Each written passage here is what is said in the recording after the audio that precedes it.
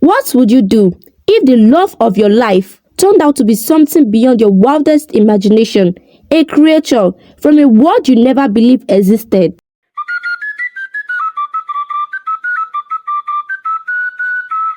In the heart of the kingdom of Amuré, there was a tale often whispered but rarely believed. They said the great River of Aso held mysteries no mortal could unravel. Some claimed it was home to a powerful water goddess. Others swore that beneath its serene surface, a kingdom of mere folk thrived. The truth remained hidden until the day Prince Olumide made a choice that changed his fate forever. Prince Olumide was a man of charm and privilege. As the heir to the throne, suitors from kingdom far and wide came to win his heart. But Olumide was restless. Wealth, beauty, and noble lineage meant nothing to him. He sought something extraordinary, something genuine. His father, King Aderemi, grew impatient. "You are 25 years old, my son. Must I summon every eligible maiden in the land before you choose a wife?" One morning, Olumide set off on his horseback, seeking solitude away from the bustling palace. He ventured into the lush forest near River Aso, a place forbidden to commoners. As he approached the riverbank, he heard a melody so hauntingly beautiful. It sent shivers down his spine. The voice was unlike anything he had ever heard, a song laced with sorrow and longing. Drawn to the source, Olumide saw her. A young woman sat on a rock by the river, her feet dipped in the water. Her hair shimmered like sunlight on the waves, and her eyes glistened with an outwardly glow. She was dressed in rags, yet her beauty outshone the finest skills of the palace. "Who are you?" Olumide asked, unable to mask his curiosity. The woman turned sharply, startled by his presence. "My name is Adanna," she said softly. "I am but a poor fisherman's daughter." Olumide was captivated. Despite her modest appearance, there was something enchanting about Adanna. Over the next few weeks, he visited the river daily, eager to learn more about her. They spoke of dreams, fear, and the burdens of life. Adanna was kind, wise, and unlike anyone Olumide has ever met. Against his father's wishes, Olumide declared his interest to marry her. The court erupted in outrage. "A fisherman's daughter?" The nobles scoffed. "She is unworthy of the crown." But Olumide was resolute. "Love knows no ties," he declared. Their wedding was a simple yet joyful affair. The kingdom buzzed with gossip, but Olumide and Adanna were unbothered. For a time, they lived in bliss. Adanna quickly adapted to the palace life, her humility and grace winning over even the harshest critics. However, strange events began to unfold.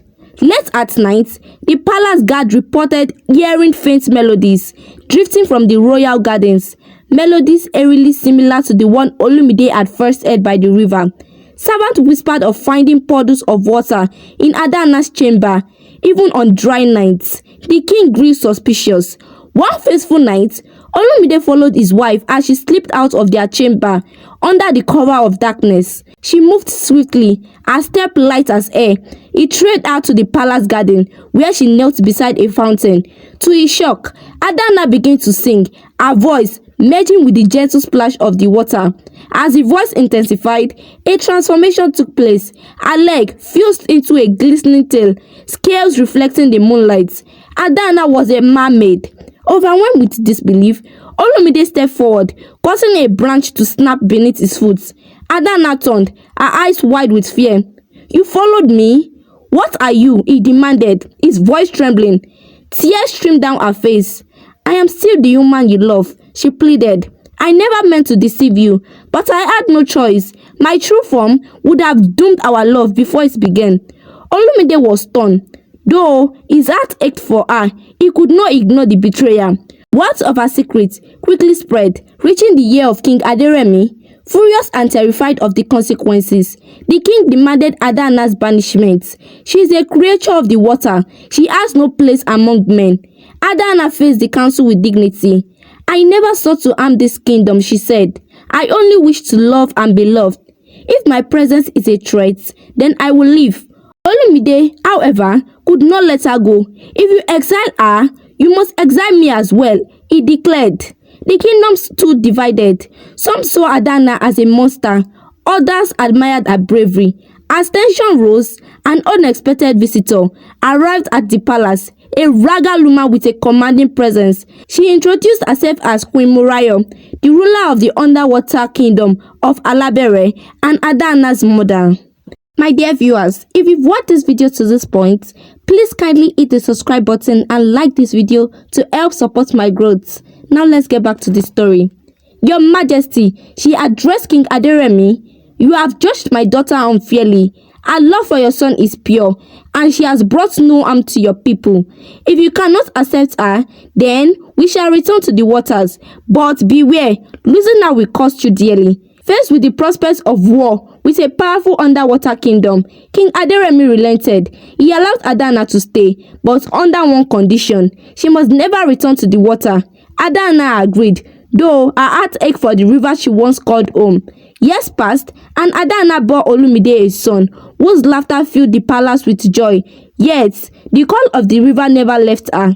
One stormy night, unable to resist, she ventured to the river, cradling her child. The water welcomed her, pulling her into their embrace. When Olumide woke up to find her gone, he was devastated. He searched the riverbank for days, but Adanna was nowhere to be found. Some say she returned to Alabere, raising their son beneath the waves. Others believe she still watched over Olumide from the depths. Her love for him eternal. And so, the story of the prince and the mermaid lived on, a reminder that love often defies reason, but can never escape the truth hidden beneath the surface. The moral lesson of this story is that love is a powerful force, but true love must be built on trust, honesty, and acceptance. Adanna's story reminds us that hiding one true self, even for love, can lead to heartbreak. Olumide's tale teaches that fear of the unknown can blind us to the beauty and strength in those who are different. In the end, the greatest treasure often lies in embracing the truth, no matter how extraordinary it may seem. Hi bestie, thank you so much for watching this amazing folktale story. I hope you all enjoyed it and I hope you all learned something from this story. Please kindly leave a comment down below on what you think of this story, and also please kindly hit the subscribe button, like this video and share with your family and loved ones. And I'll see you in another of my video. Bye bye.